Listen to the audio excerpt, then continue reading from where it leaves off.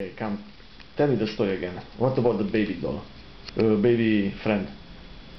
What about a large baby and he's getting home to the sea for her grandma and her grandma, and he's got her daddy and her mom. He's got a daddy, a mommy, a grandmom, and A granddad.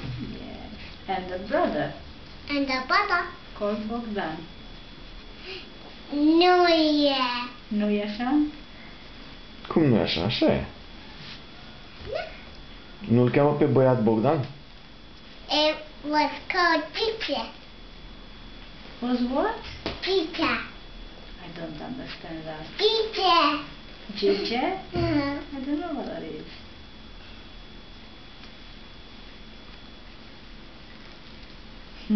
Aha. Ce faci? Ce faci? No, that's disgusting.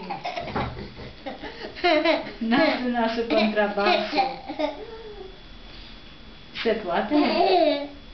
So, what's the name of the unicorn? His name is Duncan. No, it's Carmen. Come. Carmen? Carmen și vorbește frumos, te rog frumos. Da.